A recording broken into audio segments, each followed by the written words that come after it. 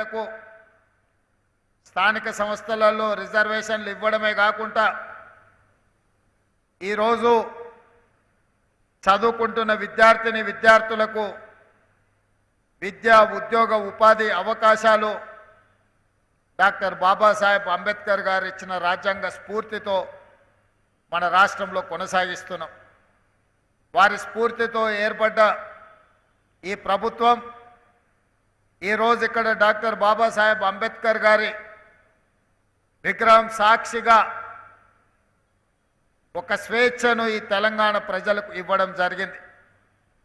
6 గ్యారంటీలతో పాటు 7వ గ్యారంటీ 4 కోట్ల తెలంగాణ ప్రజలకు స్వేచ్ఛనిచ్చే బాధ్యత మాది, పూచి మాది అని ఈ ప్రజలకు చెప్పడం ద్వారా ప్రజల యొక్క ఆమోదం పొంది ప్రజాప్రభుత్వాన్ని ఏర్పాటు చేసి సంవత్సరం పూర్తి చేసుకున్నాం ఈరోజు.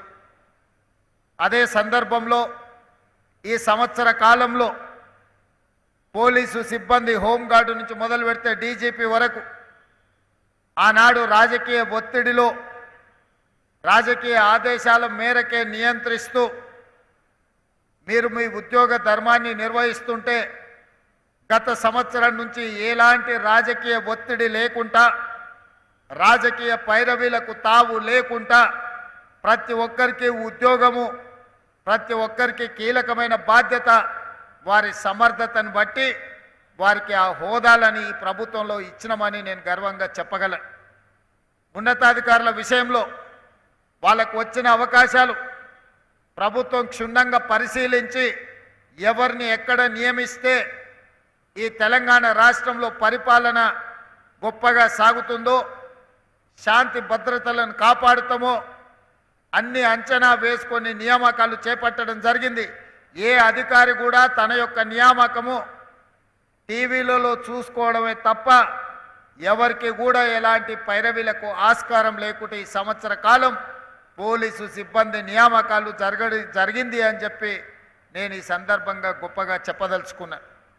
ఇదే కాదు, అధికారంలోకి వచ్చిన వెంబడే ఈ రాష్ట్రంలో శాంతి భద్రతలను కాపాడాలి అనంటే పోలీసు సిబ్బందిని పెంచాలి అన్న ఆలోచనతో మేము అధికారం చేపట్టిన వెంబడే ఎల్బీ స్టేడియంలో దాదాపుగా పోలీస్ శాఖ, అదేవిధంగా ఫైర్ శాఖ, వివిధ శాఖలకు సంబంధించి దాదాపుగా 15,000 మందికి నియామక పత్రాలు అందజేయడం ద్వారా ఈ నిరుద్యోగ యువకుల యొక్క సమస్యను పరిష్కరించడానికి మేము పూర్తి స్థాయిలో ప్రయత్నం చేసినాం. నియామక పత్రాలు అందించినప్పుడు కానిస్టేబుల్ ఉద్యోగం అంటే ఇంటర్ పాస్ అయిన వాళ్ళు, డిగ్రీ ఫెయిల్ అయిన వాళ్ళు కానిస్టేబుల్ ఉద్యోగానికి వస్తారన్న ఒక ఆలోచన పటాపంచలు చేస్తూ బీటెక్, ఎంటెక్ చదువుకున్న వాళ్ళు, పెద్ద పెద్ద పీజీ, పిహెచ్డీలు చేసిన వాళ్ళు కూడా కానిస్టేబుల్ ఉద్యోగానికి ఈరోజు జాయిన్ అవుతున్నారంటే కానిస్టేబుల్ ఉద్యోగం కూడా ఆత్మగౌరవంతో కూడుకున్నది. శాంతి భద్రతలను కాపాడి తెలంగాణ రాష్ట్రాన్ని అభివృద్ధి పదం వైపు నడిపించడంలో ఈరోజు పీజీ, పిహెచ్డీలు చదువుకున్న వాళ్ళు కూడా పోలీస్ శాఖలో ఈరోజు చేరడం జరిగింది.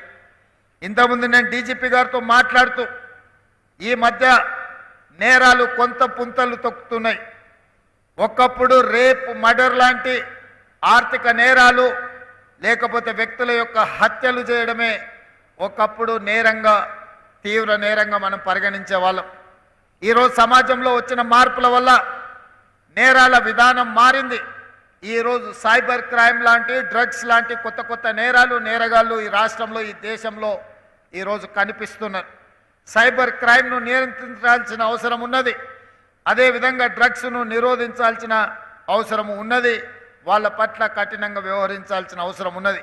ఏ విధంగా అయితే మీరు ఆక్టోపస్, గ్రేహాండ్స్, ఇతర శిక్షణ కలిగిన పోలీసులలో ప్రత్యేకంగా పికప్ చేసి ఏ విధంగా అయితే మీరు శిక్షణ ఇస్తున్నారో ఈరోజు నేను సూచన చేస్తున్న డీజీపీ గారికి బీటెక్, ఎంటెక్ చదువుకున్న వాళ్ళను కూడా మీరు పికప్ చేసి వాళ్ళని సైబర్ క్రైమ్లో, అదేవిధంగా డ్రగ్స్ నియంత్రించడంలో, డేటా ఎనాలిసిస్ చేయడానికి అవసరమైన శిక్షణను కూడా ఇచ్చి ప్రత్యేకమైన అవకాశాలు ఇవ్వండి.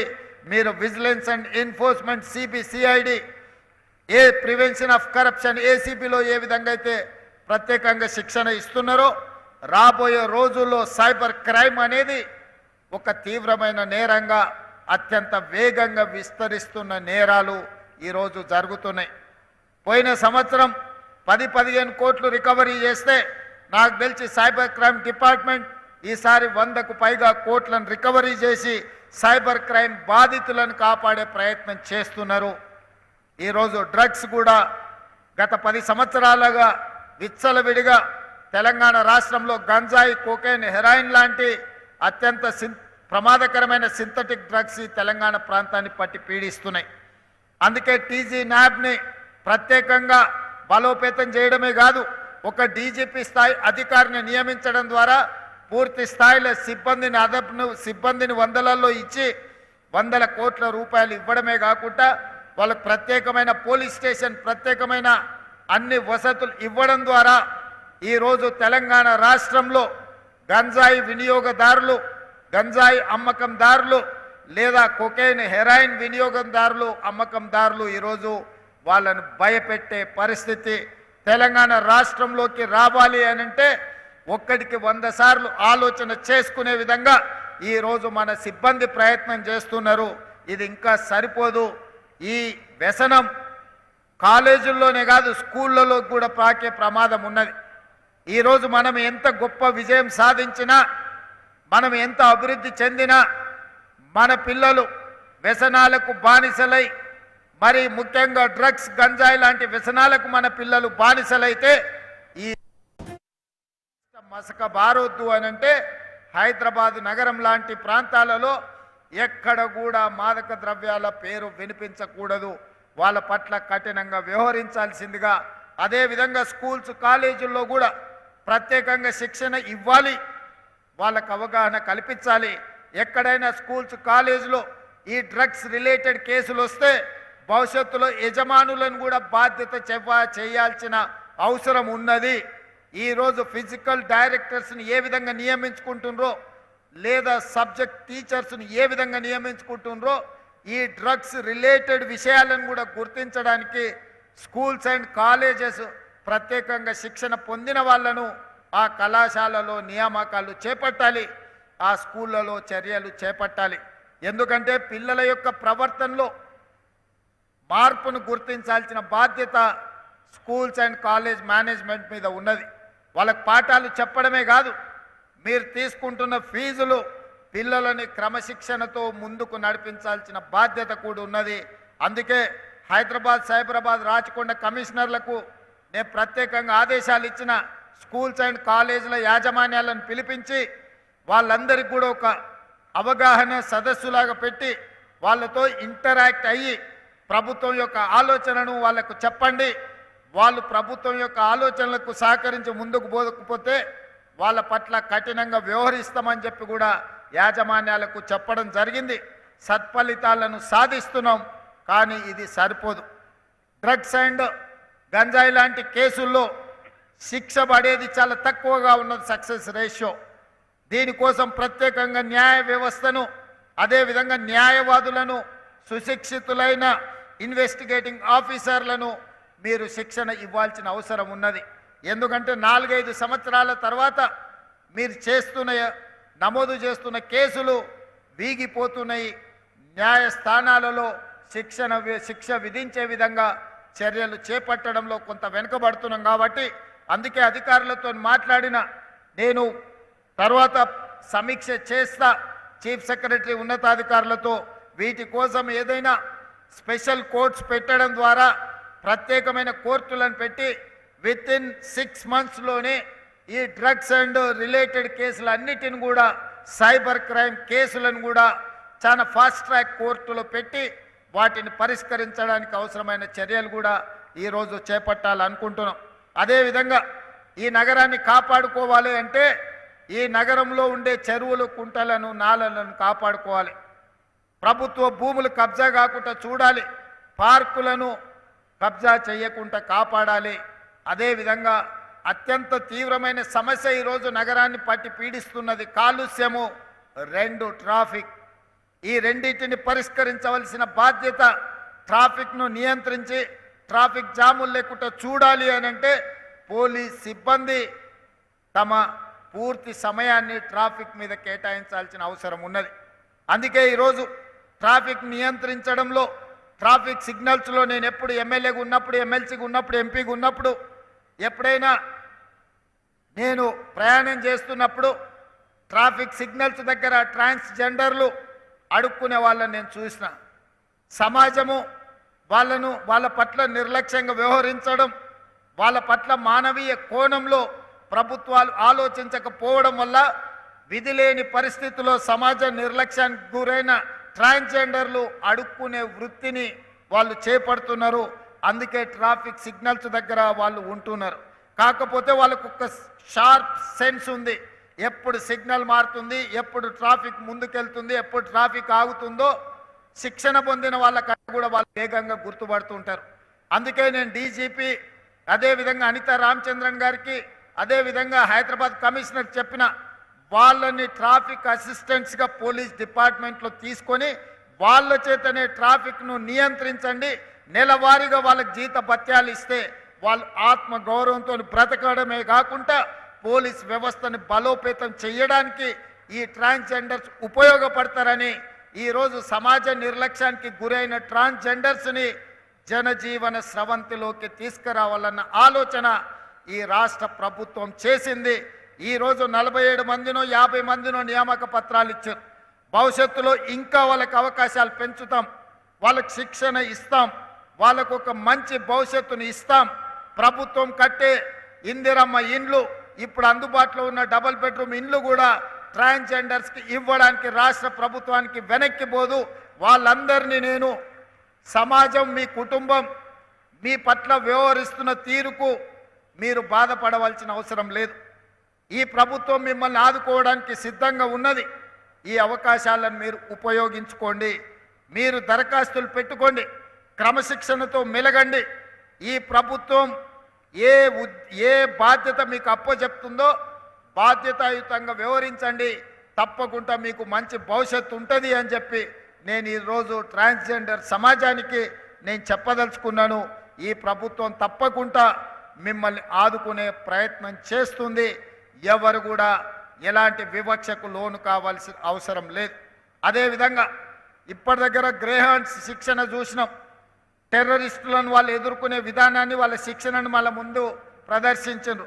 కానీ అత్యంత ప్రమాదకరమైన తీవ్రవాదులతో వాళ్ళు పోరాడేటప్పుడు వాళ్ళు ప్రాణాలు కోల్పోతే వాళ్ళ కుటుంబాలు అనాథలయ్యే అవకాశం ఉంది. కోల్పోయిన ప్రాణాలను మనం తెచ్చి ఇవ్వలేకపోవచ్చు, కానీ ఆ కుటుంబాలను ఆదుకోవాలన్న ఆలోచనతోటి ఎవరైనా ఐపీఎస్ అధికారులు ఇలాంటి ప్రమాదాలలో చనిపోతే 2 కోట్ల రూపాయల నష్టపరిహారం ఇవ్వాలి అని ఆ కుటుంబాలను ఆదుకోవాలని మన ప్రభుత్వం నిర్ణయం తీసుకున్నది.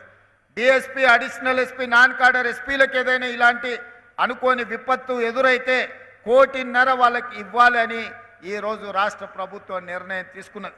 ఆ కింది అధికారులకు 1,25,00,000, ఆ కింది అధికారులకు 1 కోటి రూపాయలు నష్టపరిహారం ఇవ్వాలి అని వాళ్ళ కుటుంబాలకు ప్రభుత్వం అన్ని నిర్ణయాలు తీసుకున్నాం. ఇది పోలీస్ సిబ్బందే కాదు, ఈరోజు పోలీసులతో సమానంగా అవసరమైతే అంతకంటే ఎక్కువగా పనిచేస్తున్న వాళ్ళు హోంగార్డ్స్ కూడా పోలీసులతో పోటీపడి అంతకంటే ఎక్కువ సమయంతో వాళ్ళు పనిచేస్తున్నారు. దాదాపుగా 14,000 మంది హోంగార్డ్స్ ఉన్నారు. వాళ్ళు ధర్నా చేసినప్పుడు, దీక్ష చేసినప్పుడు చాలా సందర్భాలలో నేను వెళ్ళి వాళ్ళని కలవడం జరిగింది. వాళ్ళ తరఫున మాట్లాడే సంఘాలు ఉన్నాయో లేవో తెలియదు, కానీ ఈరోజు home guards raising day, December 6th home guards raising day. మరి వాళ్ళకి ఏదైనా ఒక మంచి వార్త వినిపించాల్సిన బాధ్యత, వాళ్ళ సమస్యలు పరిష్కరించవలసిన బాధ్యత రాష్ట్ర ప్రభుత్వానికి ఉన్నది. అందుకే ఈరోజు వాళ్ళకి ప్రతిరోజు 921 రూపాయలు డ్యూటీ ఇస్తున్నారు. వాటిని 1000 రూపాయలకు పెంచడం ద్వారా వాళ్ళ యొక్క హానరోరియం 1000 రూపీస్కి ఈరోజు పెంచడం జరిగింది. ఇదే కాదు, హోంగార్డ్ వాళ్ళ వీక్లీ పరేడ్ అలవెన్స్ 100 రూపాయలు ఉన్నది, ఇప్పుడు 200 రూపాయలకి వీక్లీ పరేడ్ అలవెన్స్ను కూడా ఈరోజు మనం పెంచడం జరుగుతుంది. అదేవిధంగా వాళ్ళు ఎవరైనా ప్రమాదవశాత్తు కానీ ఏదైనా సందర్భంలో వాళ్ళు చనిపోతే వాళ్ళ కుటుంబాలకు 5 లక్షల రూపాయల ఎక్స్ గ్రేషియా కూడా ఇవ్వాలి అని చెప్పి హోంగార్డ్స్ కుటుంబాలను కూడా ఈరోజు ఆదుకోవాలన్న ఆలోచన మన రాష్ట్ర ప్రభుత్వం చేసింది.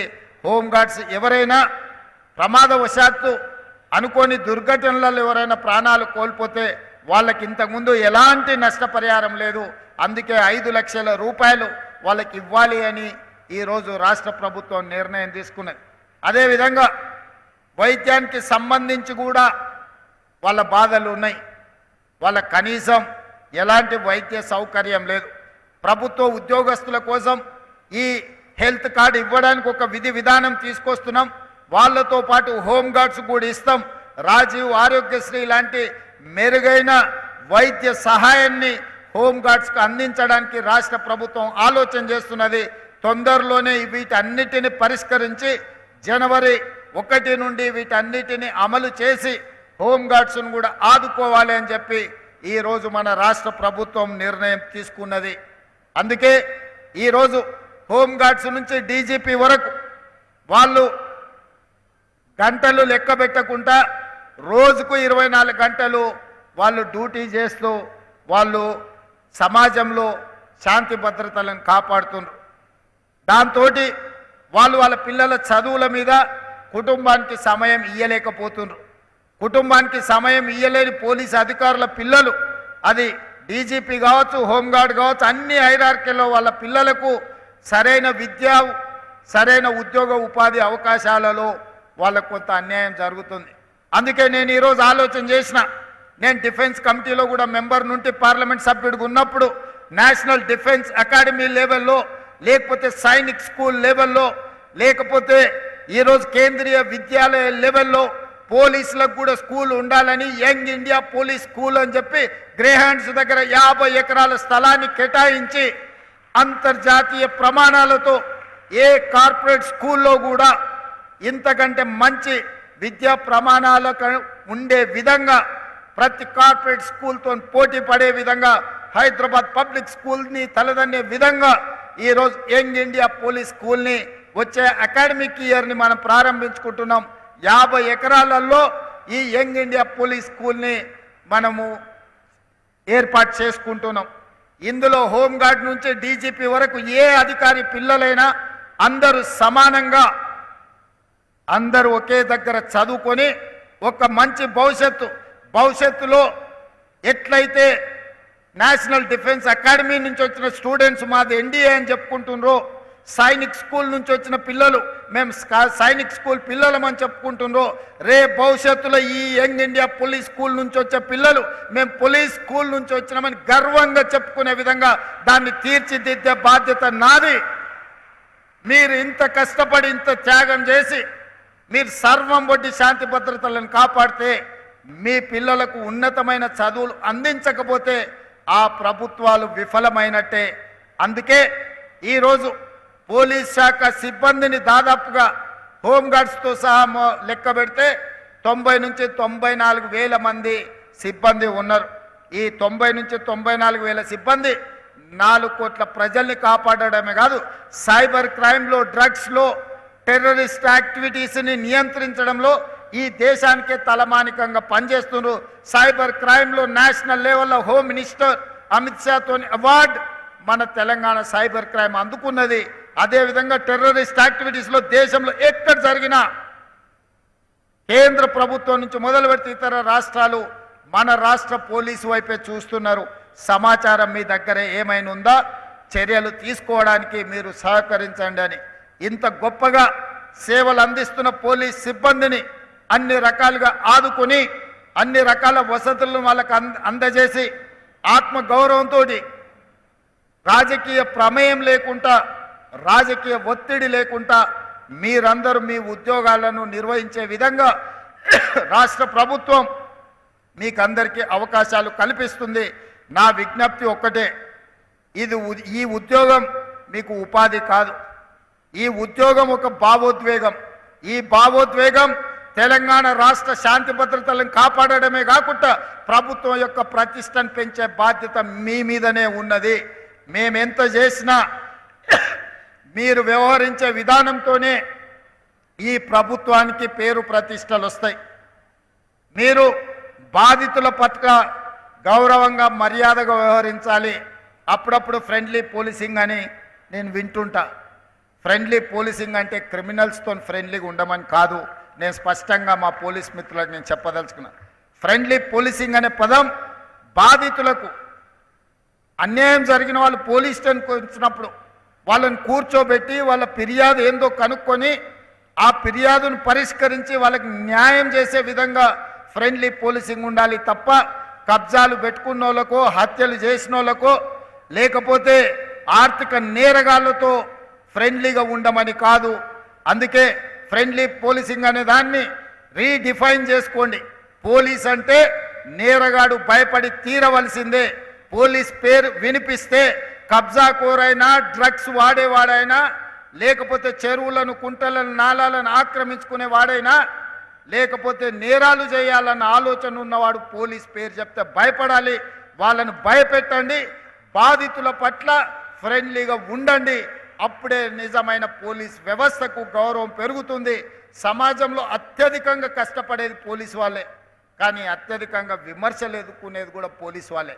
ఇది అందరు పోలీసుల వల్ల రావడం లేదు. కొద్దిమంది పోలీసుల వ్యవహారం అంత పోలీస్ వ్యవస్థకే చెడ్డ పేరు తెచ్చే విధంగా విమర్శల్ని ఎదుర్కొనే విధంగా పరిస్థితులు ఉంటున్నాయి. కాబట్టి ఈ ప్రభుత్వంలో మీకు స్వేచ్ఛ ఉంటుంది. ఈ స్వేచ్ఛ ప్రజాస్వామ్యాన్ని కాపాడడమే కాదు, ప్రజలకు అందుబాటులో ఉండి బాధితులను ఆదుకునే విధంగా ఈ స్వేచ్ఛ మీకు ఉంటుంది. నేరగాళ్ల పట్ల కఠినంగా వ్యవహరించండి. కొంతమంది డాపు దర్పం ప్రదర్శించడానికి పోలీస్ స్టేషన్లకు వచ్చి హడావిడియో చేస్తే చక్కగా తీసి బొక్కలేయండి అని నేను చెప్పదలుచుకున్నా.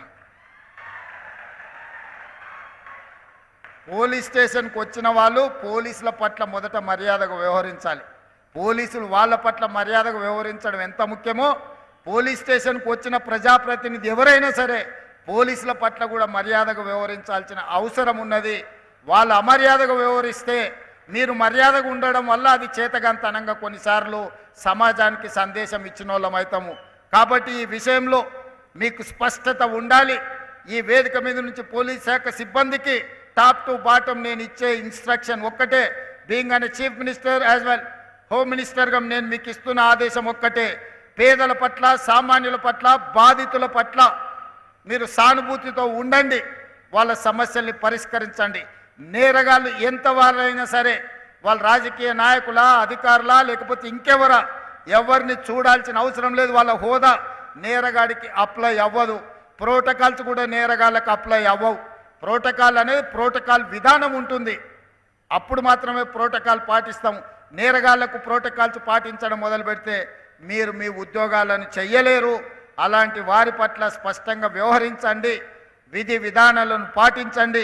మీ డిపార్ట్మెంట్ సమస్యలు ఏ హోదాలో ఉన్నా మీ సమస్యలు మీ ఉన్నతాధికారుల దృష్టికి తీసుకెళ్ళండి. యూనిఫామ్డ్ ఫోర్స్ అంటే క్రమశిక్షణతో మెలిగే ఫోర్స్. క్రమశిక్షణతో ఉండాల్సిన ఫోర్సే క్రమశిక్షణకు విరుద్ధంగా వాళ్ళు కొన్ని కార్యక్రమాలు తీసుకుంటే డిపార్ట్మెంట్కు చెడ్డ పేరు రావడమే కాకుండా వాళ్ళ సమస్యలను పరిష్కరించాలంటే కూడా జటిలమైపోతుంది. ఏ లెవెల్ పోలీస్ సిబ్బంది అయినా మీ సమస్యల్ని మీ ఉన్నతాధికారుల దృష్టికి తీసుకెళ్ళండి. ఉన్నతాధికారుల దృష్టిలో తీసుకెళ్లిన పరిష్కారం కానీ ఉంటే మా ఉప ముఖ్యమంత్రి గారు ఉన్నారు, మీరు ఎప్పుడైనా వెళ్ళి వారికి విజ్ఞప్తి చేయొచ్చు. వారి పైన కూడా ఇంకేదైనా సమస్య ఉంటే నేను సిద్ధంగా ఉన్నా. ఎప్పుడైనా మీ సమస్యలు వింటాను, మిమ్మల్ని కలుస్తాను. ఏదున్నా నా దృష్టికి తీసుకురండి. తెలంగాణలో ఉండే పోలీసులు సమస్యల్లో ఉండకూడదు. ఎందుకంటే సమస్యలతో వచ్చే ప్రజల యొక్క సమస్యలు పరిష్కరించే మీరు సమస్యల్లో ఉంటే సమాజానికే నష్టం జరుగుతుంది. మీ సమస్యల్ని పరిష్కరించే బాధ్యత నేను తీసుకుంటాను తెలియజేస్తూ మీ అందరి దగ్గర సెలవు తీసుకుంటున్నా. ధన్యవాదాలు మిత్రులారా.